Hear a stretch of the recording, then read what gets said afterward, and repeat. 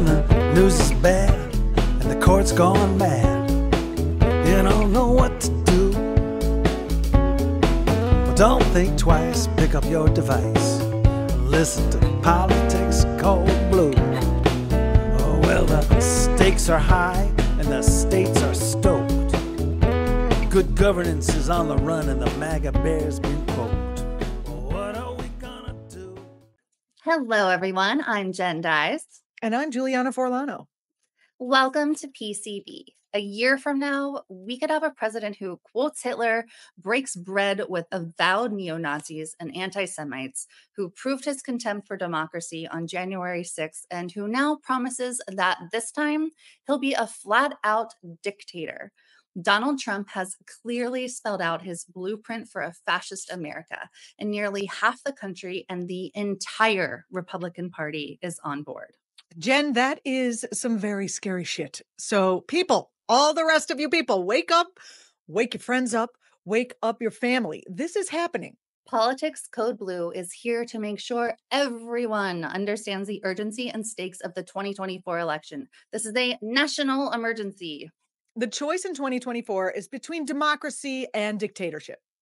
Follow Juliana and me and Politics Code Blue throughout 2024 as we fight together to defeat MAGA and save American democracy. We're going to arm you with the info you'll need to talk some sense into your Fox News infected uncle and to help get everyone on board in this fight, which, as President Biden has said, is really for the soul of our nation. Please subscribe to this podcast, bookmark it, leave comments, send it to your Nana, whatever you can do to get the word out.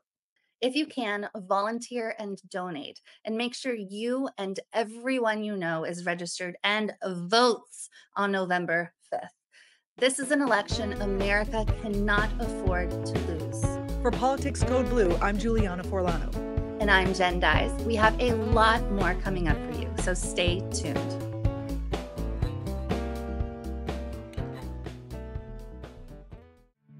This is journalist Jen Dyes, back to raise major alarm bells for all Americans.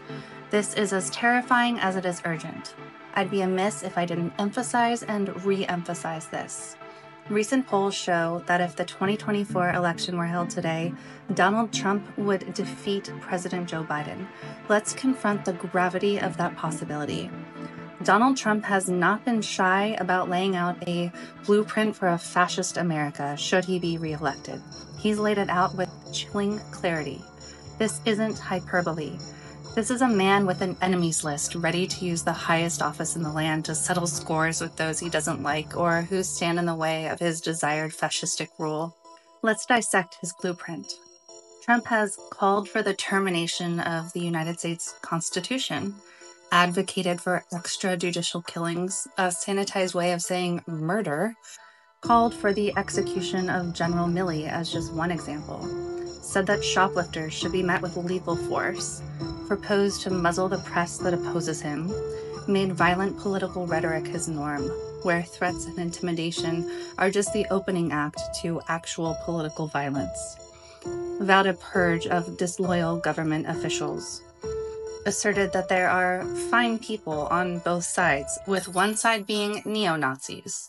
And we can't forget, he has already led an insurrection, attempting to violently overturn a free and fair election. These aren't policies fit for a democracy. These are the cornerstones of a fascist state. Here's the question to America. Is this the government you want? A white nationalist authoritarian regime that bends to the whims of Donald Trump? He's outright said he'll be a dictator. And you know why I wanted to be a dictator? Because I want a wall, right? I want a wall, and I want to drill, drill, drill. Trump's daily deluge of dangerous authoritarian rhetoric should be disqualifying on its own, yet we've become so numb to his outrageous and un-American behavior and actions that he has a very good chance of winning. We're not just talking about policy disagreements. We're talking about a leader of one of our major political parties, the presumptive nominee, who is openly telling us he intends to rule as a fascist strongman.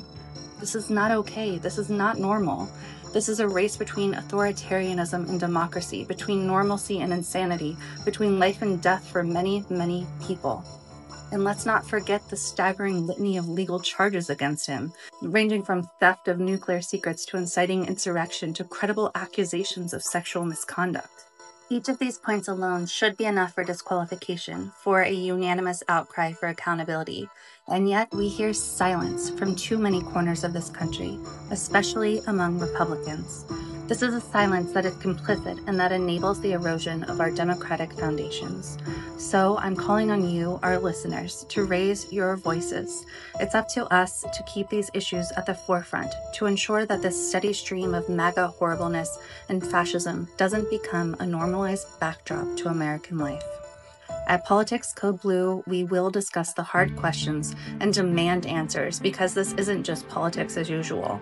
This is about the survival of our nation and its people. Stay tuned, stay engaged, and stay ready to fight for the soul of America. Make sure you register, volunteer, donate, and vote. We'll keep reminding you to do this throughout this episode and beyond. Go to politicscodeblue.com for more and stay tuned. There are many historic parallels that can be drawn between Trump and horrible fascistic dictators from our past.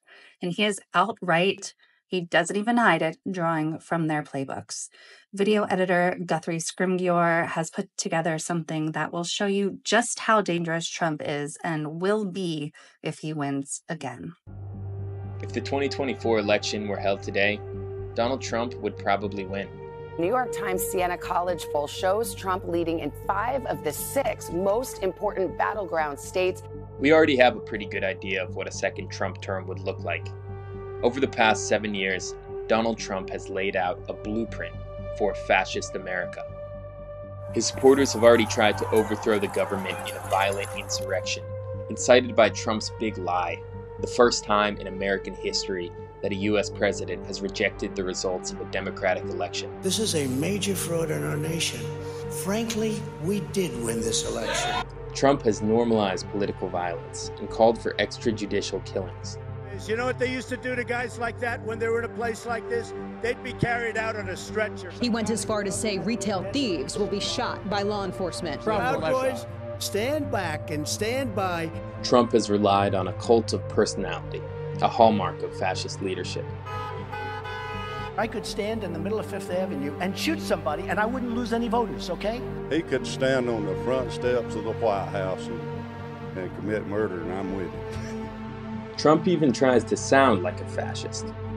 That's a famous Mussolini quote. You retweeted it. I know who said it, but what difference does it make whether it's Mussolini or somebody else? He's threatened to investigate independent news outlets and attacks the media using a favorite phrase of Joseph Stalin, calling the fake news media the true enemy of the people. Nearly half of all Republicans in this country think that Donald Trump should have the authority to shut down any media outlet. His administration has persecuted minority groups and allied itself with white nationalists. Donald J. Trump is calling for a total and complete shutdown of Muslims entering the United States. President Trump is banning transgender people from the United States military. Donald Trump facing growing backlash tonight to his dinner last week with prominent white nationalist Nick Fuentes. Going into his second term, he has plans to consolidate power and use the Department of Justice to punish those who aren't adequately loyal. The president has been collecting memos and lists of individuals who are considered disloyal. Trump and his allies are planning a, quote, sweeping expansion of presidential power. Called for the suspension of the Constitution. Trump took to social media late last week to suggest outgoing chairman of the Joint Chiefs of Staff, Mark Milley, America's top general, was a traitor who deserved to be executed. And we will purge these criminals from the halls of power once and for all. Out of fear or desire for power, most Republican politicians have gone along with the Trump agenda. Would you still support him as your party's choice? These are the hallmarks of a fascist nation. Throughout history, fascists from Mussolini to Franco to Stalin have all used the same playbook. Reject democracy, consolidate power, punish political opponents, attack the media, and demonize minorities. And every time, it's ended in disaster. It's time to choose. Are you on the side of the U.S. Constitution and American democracy? Or are you on the side of a would-be strongman who's laid out for all to see his blueprint for Fascist America. Register, volunteer, donate, and vote. Read, watch, listen, and subscribe at politicscodeblue.com.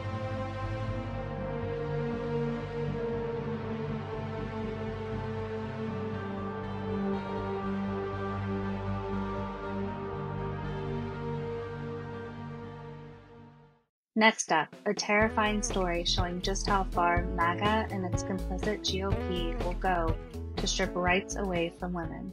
Kate Cox doesn't stand alone, but she does represent so many scared, tormented women out there who have had their rights to health care stripped away from them by Republicans. Listen to her story and let's stand together to fight for abortion health care before it's too late.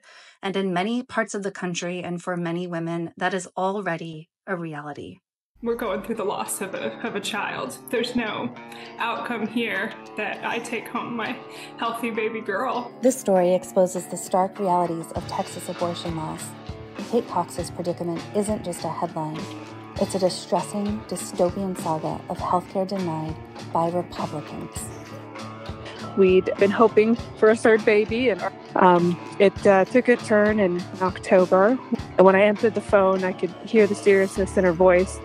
We asked, best case scenario, how much time might we have? And she said, could be an hour, could be a week. The pain and every day of carrying a baby and wondering, you don't feel her chest, wondering if her heart had stopped.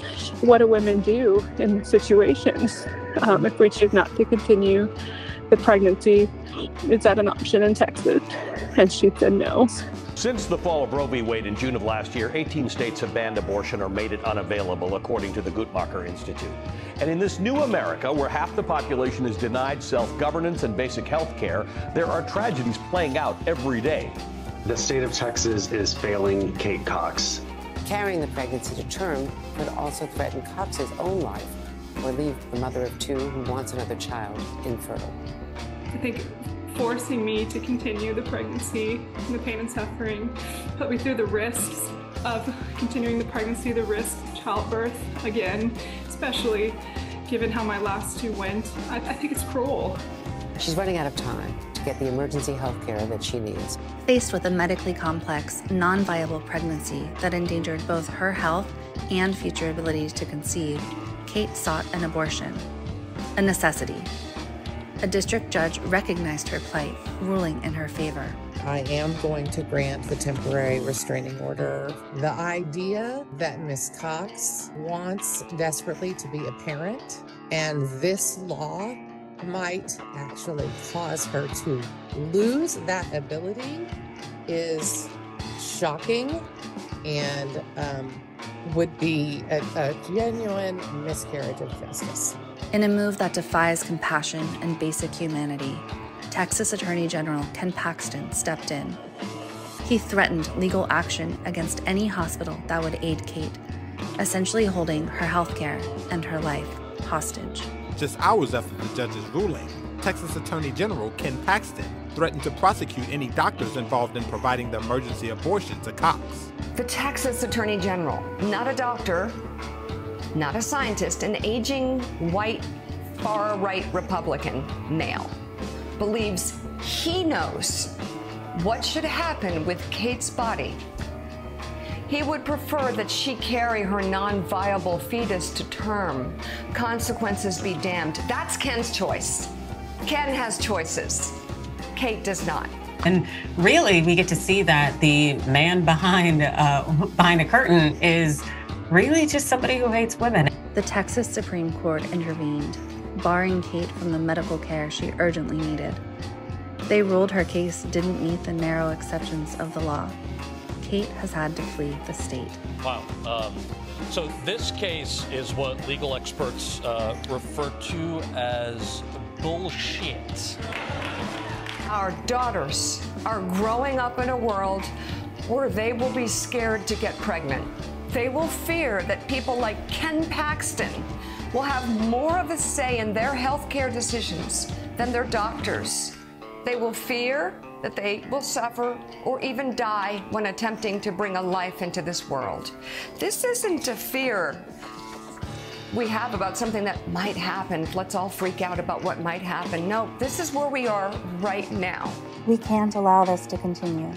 People are suffering around the country daily. We must all stand up. President Joe Biden and Democrats support reproductive freedom. Nearly every elected Republican opposes reproductive freedom. We must vote Democrat in 2024. Register, volunteer, donate, and vote. Read, watch, listen, and subscribe at politicscodeblue.com. If you can, support us.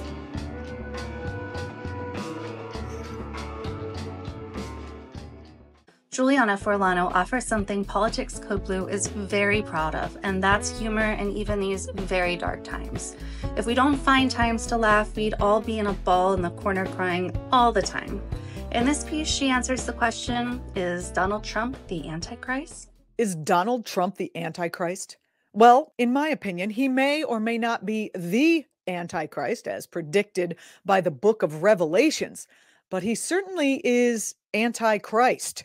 Jesus said the kind of people who are like him would do the following actions. He left a very simple list. Let's just see how Trump has measured up. Jesus said, and I quote, "For I was hungry and you gave me food." Yes, the Trump administration tried to remove 700,000 people from food stamps. Jesus said, "I was thirsty and you gave me drink." Trump rolled back water protections to let agri-giants, real estate, fossil fuel, and of course, big golf poison 60% of our nation's water. Jesus said, "I was a stranger and you welcomed me." Well, actually, when strangers come here, Trump slanders them, takes away their kids, puts them in cages, and goes to court to be sure that those kids won't have access to toothpaste. Because that's what Jesus would do. Jesus said, "I was naked and you clothed me." Donald Trump is accused of sexual assault by over 24 women and sexual misconduct by more. And those are only the ones who came out to accuse him. So if you were naked, I don't think he would clothe you. Jesus said, "I was sick and you visited me." Well, we were all sick and Trump lied until hundreds of thousands of us died. He certainly didn't visit us. He tried to end our access to health care by sabotaging the Affordable Care Act and tried to undermine Medicare for old people, who many of which still somehow vote for him. I don't know how he pulls off that magic. Jesus said, "I was in prison and you came to me." Well, Trump's policies helped increase profits for the private prison industry by radically expanding detentions nationwide, and I'm pretty sure he didn't visit any of those detainees. He did send his wife to visit those kids he put in the cages wearing an "I really don't care, do you" jacket. He did that. Does that count? And look what he did to Christmas. The Christmas thing was all I needed to know. That's all the proof I needed that Trump, if not being the Antichrist or an Antichrist, is at least certainly Antichrist. I'm Juliana Forlano. This is Politics Code Blue.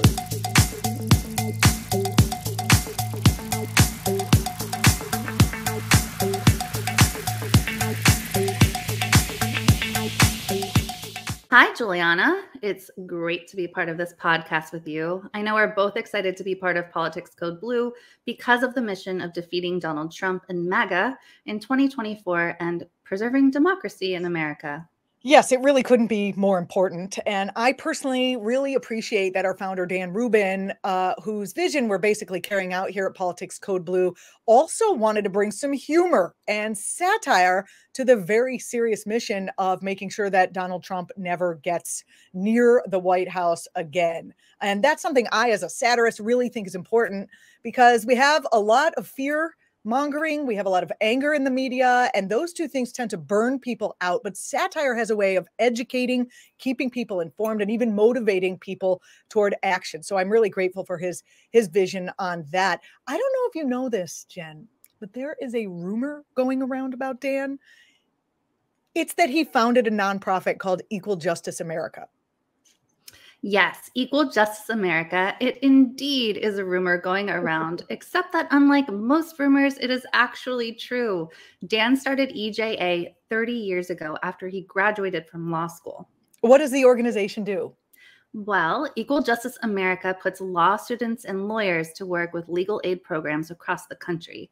More than 6,000 law students have received funding from Equal Justice America because Dan believes justice and access to legal resources should be available to everyone, not just the wealthy. Huh. What a concept, huh? Right? These students fight to protect the rights of several different populations, including domestic violence survivors. Yes, and folks with disabilities who are, of course, discriminated against regularly in school and on the job. People who face wrongful evictions and preventable foreclosures. They fight to keep people in their homes. Yeah, and Equal Justice America fellows also advocate for immigrants seeking asylum or who have been separated from their families or face deportation. There are so many people who need legal help and don't have access to it. Older folks are frequently the victims of scammers in the marketplace. EJA fellows go to bat for them too.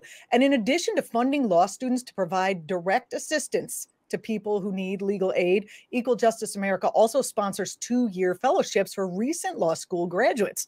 So if you're watching this, instead of maybe studying for your civil procedures exam, go back to studying, but just maybe know that when you graduate, you could do what some of the other EJA-funded lawyers are doing right now, like working to help human trafficking survivors get their lives back, or fighting for the rights of veterans who need support with things like housing, employment, and health.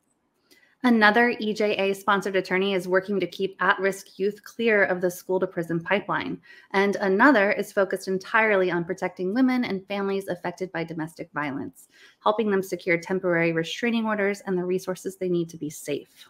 This is really valuable work. Absolutely necessary work. I'm grateful Dan launched Equal Justice America. It proves there's still good in the world. And I would urge all of our listeners and viewers here at Politics Code Blue to go to their website, equaljusticeamerica.org, and make a tax-deductible donation today. Yes, please do. Please help Equal Justice America continue their mission to provide legal services to those who cannot access them on their own. This is Politics Code Blue.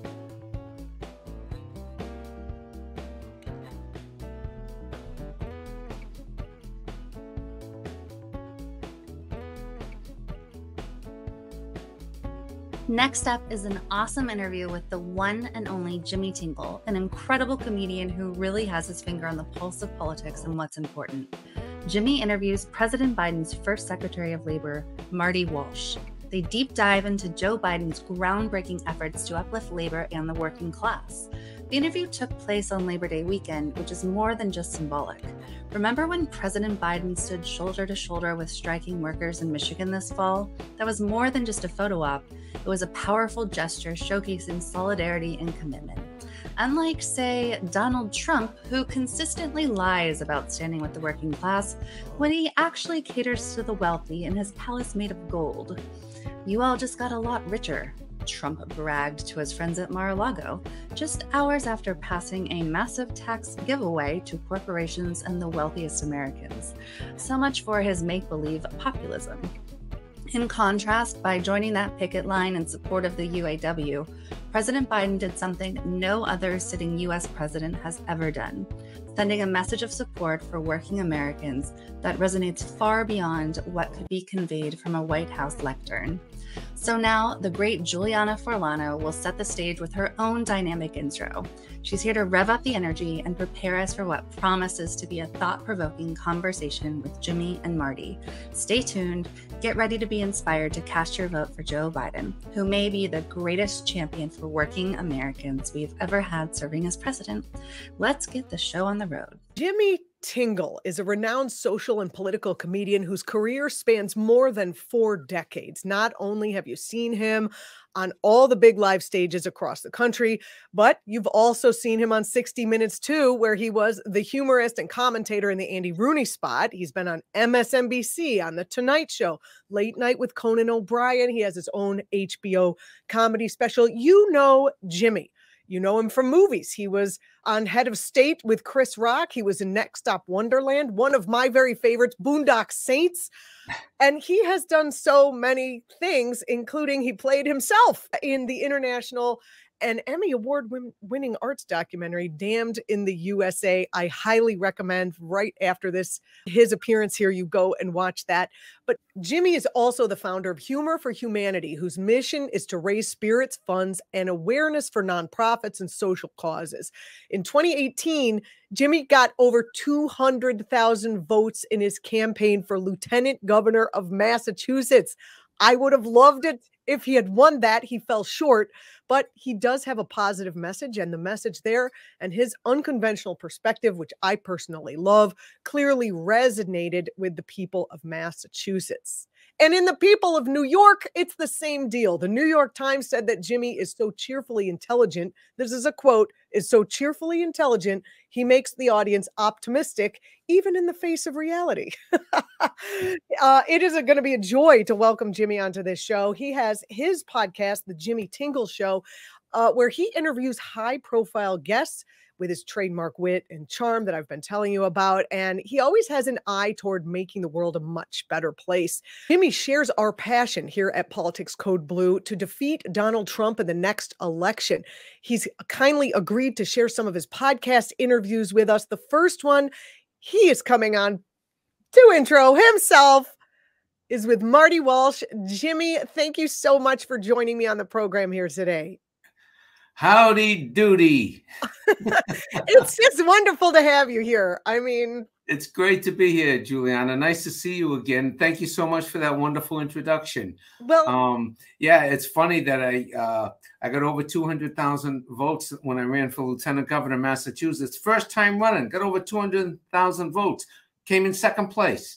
Second place, Juliana. That's the good news. The bad news. Would you ever run again? Well, the bad news, it was a two-person race. So we got the silver medal, is what I'm trying to say. Would you ever consider running again? I would never dismiss it, but I'm not actively pursuing it. Put it that way. Yeah, but it's great to be back with you, and I like doing media, and I wonder if I can't be maybe more effective doing media and performing, or at least be effective in a different way. Your podcast is very effective. You're able to have all kinds of high profile people on there and give them a platform to get out their message that maybe are not necessarily getting out through all the fog of what we're all going through right now.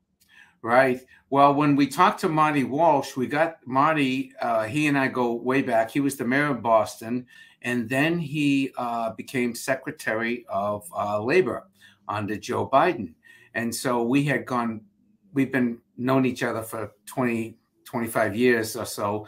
And so when Politics Code Blue said, Jimmy, we'd love to get Marty Walsh, can you get him for Labor Day? I said, let me call Marty up and see if he's available. And he was so gracious. He really squeezed us in to do this interview, but we were very grateful to do it. And he's really in Biden's corner in a big way. You know, he likes Biden. He said he's known him for years. As you'll see in the interview, he's known him for years.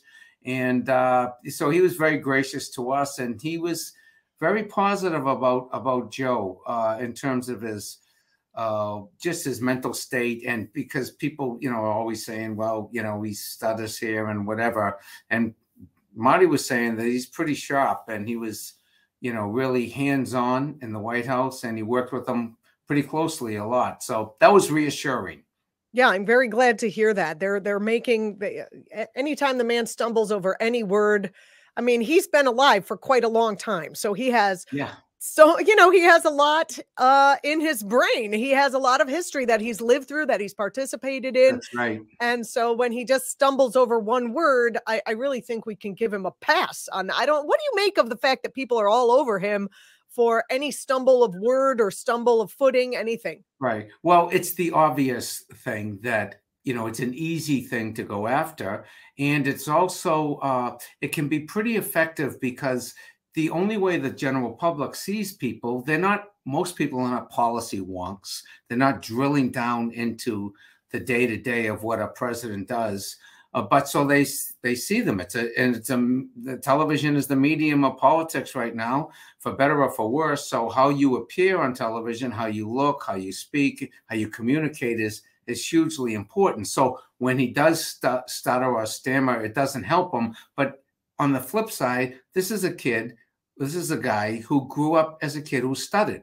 He stuttered his whole life. And just, to give him some credit where credit is due, this kid that stuttered from Scranton, Pennsylvania, became president of the United States, went on to become a senator for many years, became president, vice president under President Obama. And, Obama said, and I don't understand why Joe never used this when he ran for president, but President Obama said, the single best thing I did in my campaign and in my first year of my administration was asking Joe Biden to be my vice president, because of all the relationships he had in the Senate, all the people he knew on both sides of the aisle. And that's what's hugely important. And that doesn't come across in a television interview. But if you look at the larger scope of his administration, the things he was able to accomplish. Look at the other guy.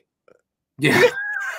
I don't understand. We're picking on Biden for saying he can't beat this other guy because he stammers. Plus, this is really the left and the people on the left, the Democrats, who are all fighting and saying, oh, he stammers, he's unfit. The people on the far right aren't going to vote for him anyway, whether he stammers or speaks perfectly eloquently like their poster child for the destruction of democracy talks. It's insane to me. Right. And, he does stutter, but you know what? He's not a congenital liar. Yeah. And that I would rather have somebody stutter than constantly say things that aren't true. I mean, a stutter is actually kind of a disability. So you would think that we wouldn't be picking on people who have a disability. And if we love Franklin Delano Roosevelt, he also was disabled, so I don't think. Well, very good point. Well, thank you. Yes. No, I never thought of it as a disability like that. But yeah, that's a good point as a kid growing up like that. Yeah. So Marty Walsh, as the Secretary of Labor under President Biden, Biden has been the labor guy. He feels comfortable in a labor rally. He has always been pro-labor. Does Marty think, when you interviewed him, was he able to put a fine point on the things that Biden was doing that was helping the labor community?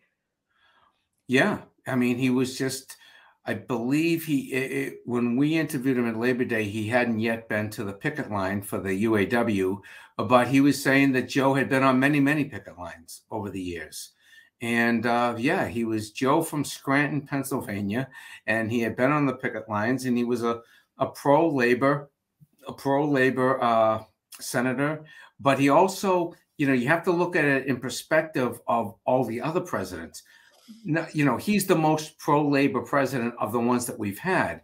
But you would think that, like, for example, the former president, President Trump, he got a lot of labor votes, but he never advocated for labor. He never advocated for raising the minimum wage. He didn't do anything specifically for labor. When he spoke from Michigan recently, he was at a non-union shop.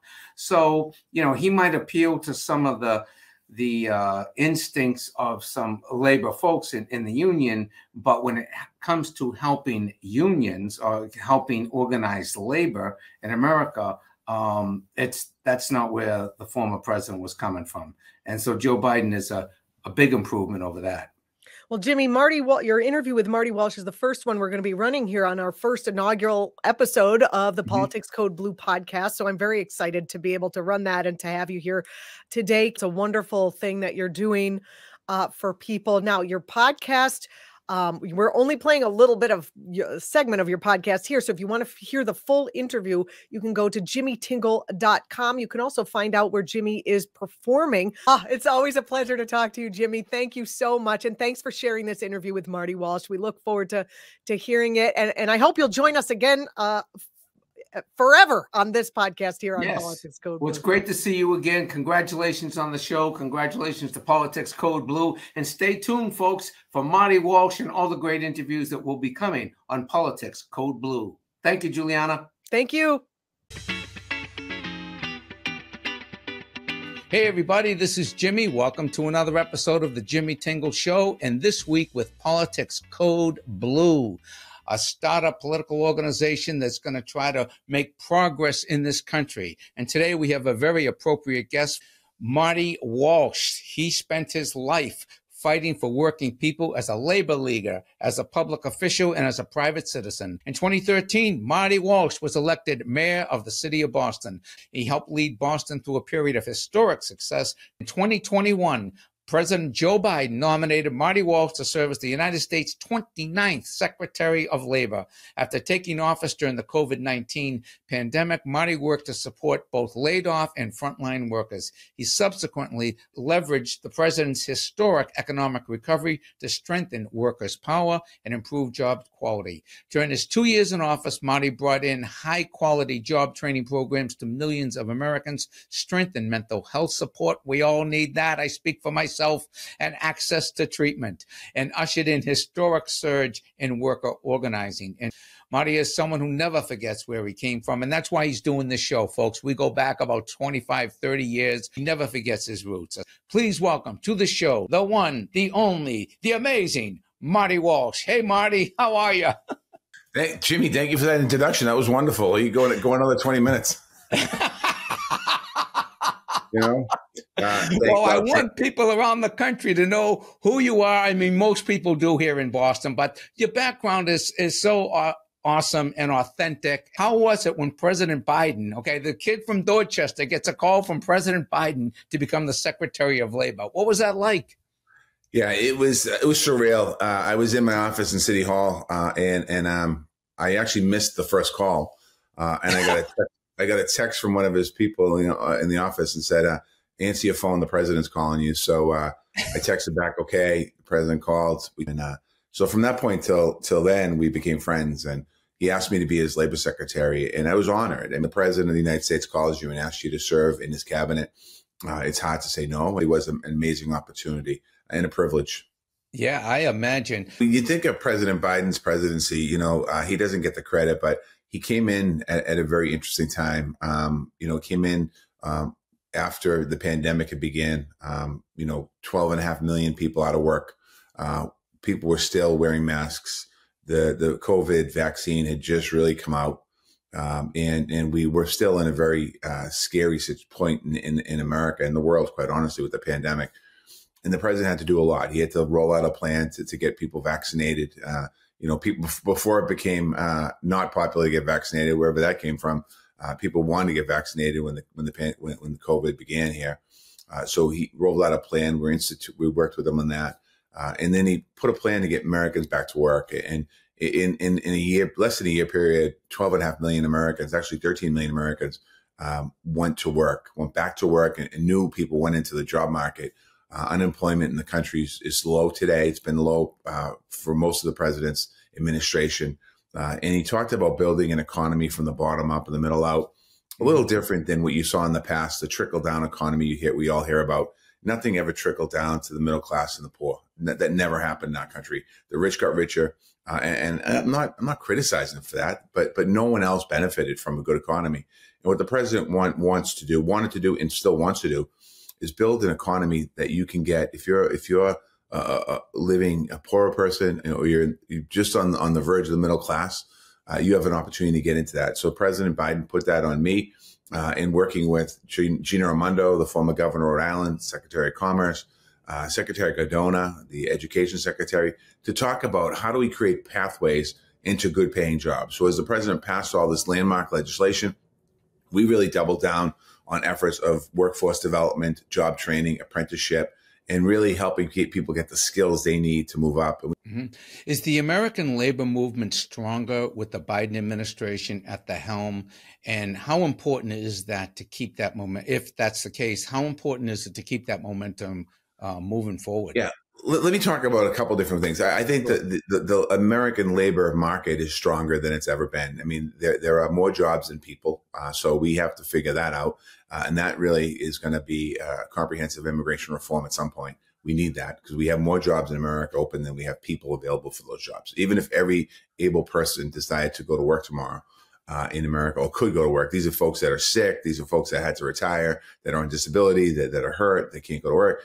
we still wouldn't have enough people. So we have to figure out, how do we fill these jobs that are being created right now in the United States and that exist in the United States of America. That's one aspect of it. On the labor side, on the union side, unionization side, in the last 50 years, there's never been more of a positive, polling numbers and interest in collective bargaining and organized labor. You're seeing companies like Google, workers in Google, tech workers organizing.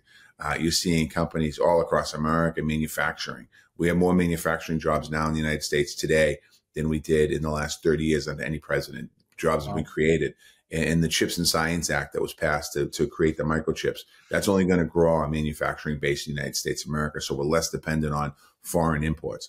We're seeing people in the labor movement that workers are using their collective power to earn more wages. Workers in America are being paid more today. I think it's 4% year over year increases. In the past, it was less than that. So there's a lot of momentum in the positive way for workers in America. And, there's always this natural conversation, big business versus worker. And I think that there's an opportunity for us to do both. There's an opportunity for businesses. And I've said this a million times. I don't really care how much a CEO makes as long as they treat their workers fairly, as long as they pay their workers a good wage, as long as they offer their workers health care, they offer their workers some type of pension or retirement plan, as long as they treat their workers fair. And that's not always the case in America. And that's where we have the disparities. And then in our communities of color, the Black community, the Latino community, but particularly the Black community, the unemployment rate is always higher than the white community. But we've seen that gap close a little bit. It's not closed. There's still a long way to go, but we're seeing that gap close a bit. We need more of that. We need to make sure that if you're a young Black kid in Harlem or Roxbury or Dorchester, or wherever you live, you have an opportunity for the American dream. So that is a comprehensive plan that the president has put together. Is putting together and working towards, I should say. And the interesting thing is, when workers make more money, they spend the money. They spend the money on the businesses in the cities and in those states. So it is a win-win situation. And it's good that you have that type of relationship. And it seems that the Biden administration has that type of relationship with business. Tell me, how do you think overall the Biden administration is doing? I think it's unfortunate. President Biden does not get the credit for what he's done in his presidency in 2.5 years. The poll numbers don't reflect it, but he continues to move forward every day. When you think about what he has done in 2 years, I would argue his legislative package successes in 2 years, in the first 2 years, was greater than most presidents' complete 8-year term. He was able to get an infrastructure bill passed, the largest in the history of the country. The president passed the bill, $1.3 trillion bill to update our infrastructure. We have crumbling roads, crumbling bridges. Our trains are mediocre. We don't have investments there. That bill was a bipartisan bill where Republicans and Democrats supported it. We have to continue to invest in our infrastructure in America if we want to remain competitive. So that bill passed. Then the president passed the Chips and Science Act, which is a bill that creates opportunities, the microchip that's in everything, in these computers we're talking through, in our cell phones, in our cars, in our Ring doorbells, and all the things we have in our life. We invented the chip in the United States of America, and we were making less than 10% of those chips. And you think they've been made all over the world. And now we want to bring that manufacturing back to the United States. Those are going to be good paying jobs. Those are going to be jobs that will be able to raise a family on, middle-class jobs, where you don't need to have a PhD, and something that's really important. So the president passed that bill.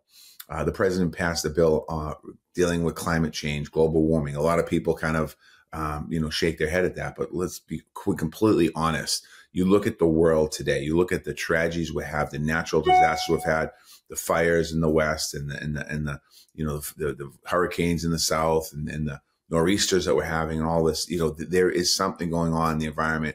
The science backs it, and the president made investments in electric vehicles and electric charging stations moving forward.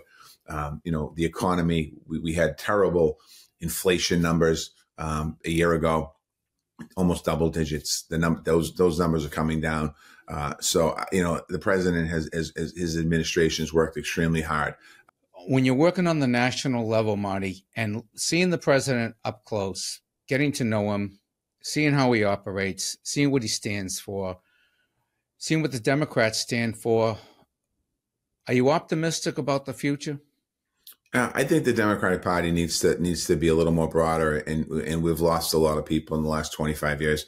And I think we have to think about that. We can't just write people off. And a lot of it is over social issues that people make their votes on. But at the end of the day, they should be really looking at economic issues. And the Democrats in Congress really support the economic issues for the average everyday person. And I think that, when you're thinking about making those decisions, and I think the party has to do a little better job of framing that and bringing people back into the fold. A lot of people that I know that grew up as Democrats are no longer Democrats. They're either independent, maybe they vote Republican more than often than not. We have some work to do there. I mean, we really do when you think about moving forward. And listen, I'm a pretty progressive guy, but I think that there's too much labeling going on, and in the Democratic Party, we label too much. And when you say we have to reach out to more people, are you talking about the working class? Are you talking about the white working class in the Midwest? Sure. And if so, but people of color, of course, but do we have to deliver for them economically? Do we have to deliver for them in terms of goods and services to just indicate that the government is on their side? I think we need to do a better story. Up in this region, up in the Northeast, we think about losing white middle class, mostly men, from Democrats to Republicans. But you go down the South, you go down to Florida, we're losing Latino to the Republican Party, Latino community. So, like, if we want to be truly the inclusive party, we have to think about how do we open our doors and make everyone feel comfortable in our party. And that's something that I think we have to work at even stronger. Part of it is telling the story of the economy, but part of it's also telling the value. What's our value statement? Who are we as a party, and how do we move forward? Marty, coming into 2024, I assume you're optimistic about the next election, or are you? And if so, what do you want people to do? Yeah, the next election is coming around the corner pretty quickly. The Republicans are going to have their debates and their issues that they're all dealing with, and we'll see what happens. And President Biden is focused on doing his job as president of the United States of America. I know on the campaign side, it's begun a little bit, but they're really focusing on, there's a lot of work to do. I think, when you're the president, you have the strength of being the president, but you also have the weakness of being the president because you're campaigning for your job again. And President Biden right now has been focused on, from what I'm reading and seeing and talking to folks in Washington, on being the president. There's still a lot of work to be done. There's a lot of unrest in the world. So the president's been focused on that. But I feel good going into 2024. The president has a good record to run on, lots of accomplishments.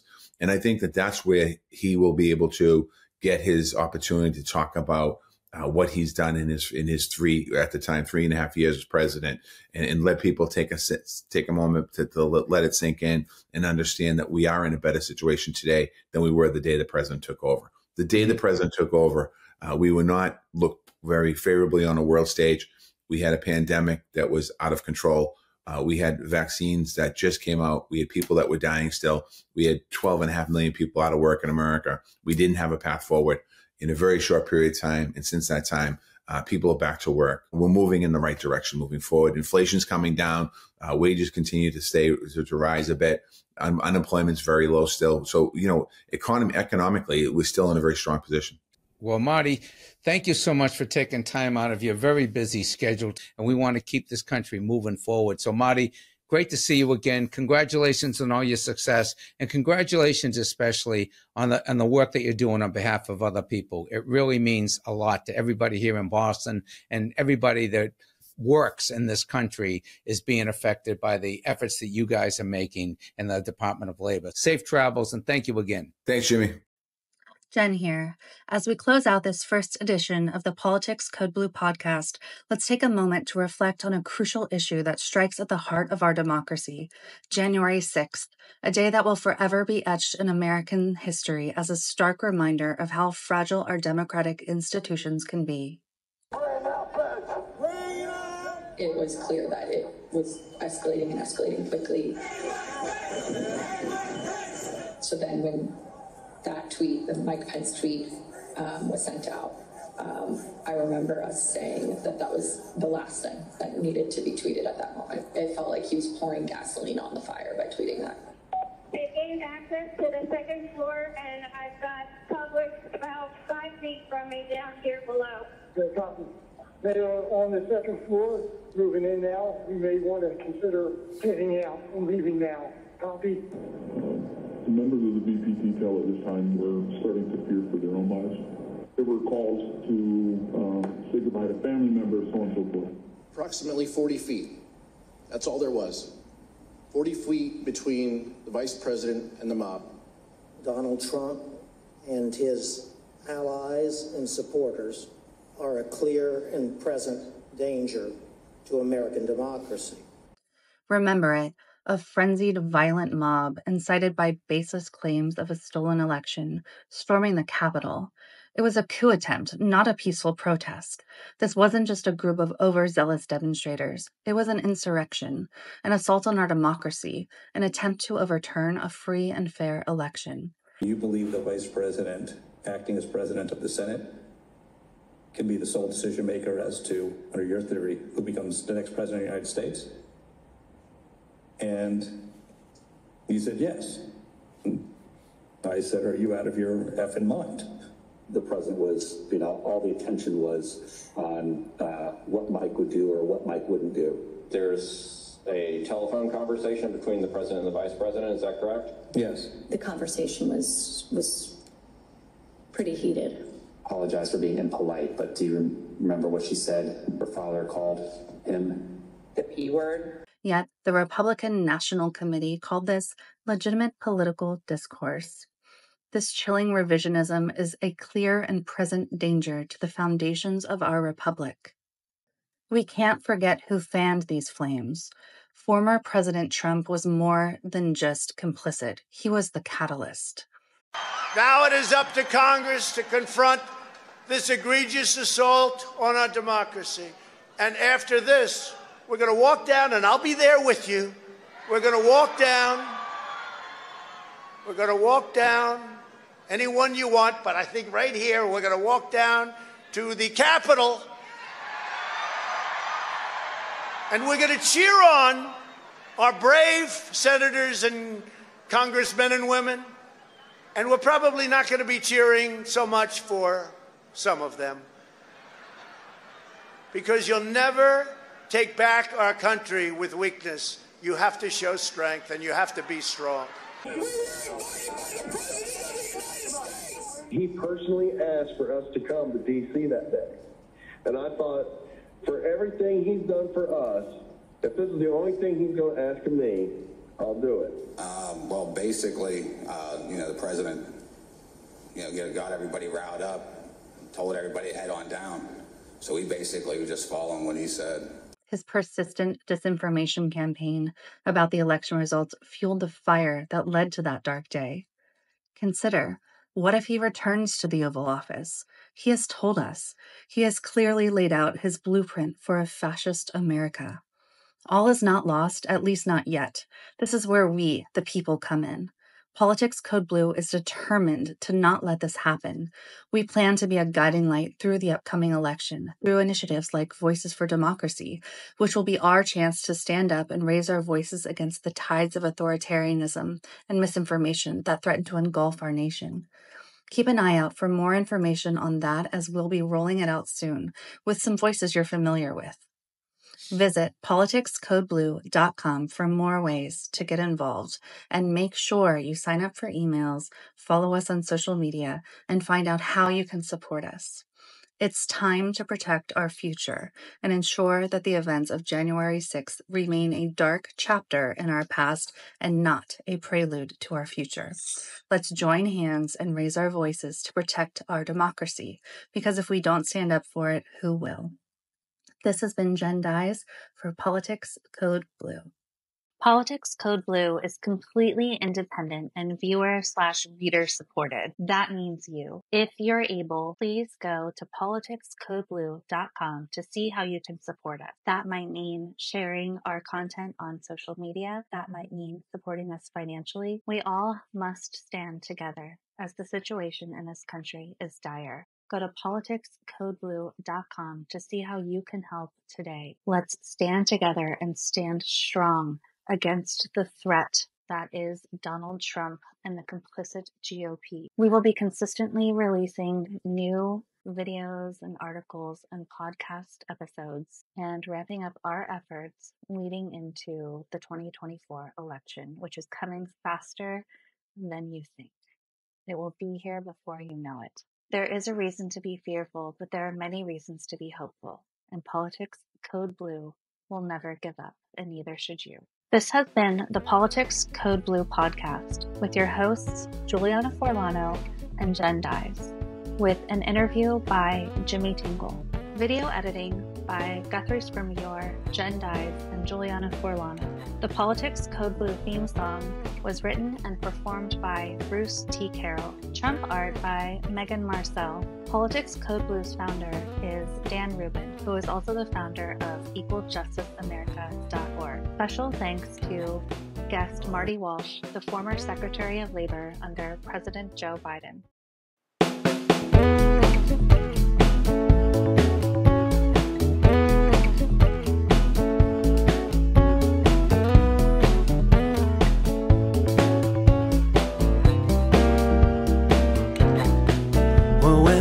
News is bad and the court's gone mad. You don't know what to do. Well, don't think twice, pick up your device. Listen to Politics Code Blue. Oh, well, the stakes are high and the states are stoked. Good governance is on the run and the MAGA bear's been poked. Well, what are we gonna do? Listen to Politics Code Blue. Well, you will laugh and you will cry. You just might learn a thing or two. We are the voice of reason. We are the voice of hope. We are Politics Code Blue. Well, take the dinner off the table. Send the kids back to bed. Don't let them hear what the Fox News said. You might think this is 1932. Better have them listen to Politics Code Blue. There's a Bible in the lunchbox. They got a red hat on their head. These folks won't rest till the rest of us have fled. What are we gonna do? Listen to Politics Code Blue. We got the right to pray. You don't need the right to vote. Fascism is the hero. Democracy's the goat. They want to make things the way they were then. They want to make Jim Crow legal again. They want to bring back Barbie and Ken. They don't know from Jefferson Thomas or Franklin Ben. They don't know the difference between perspicacity and Ken. What are we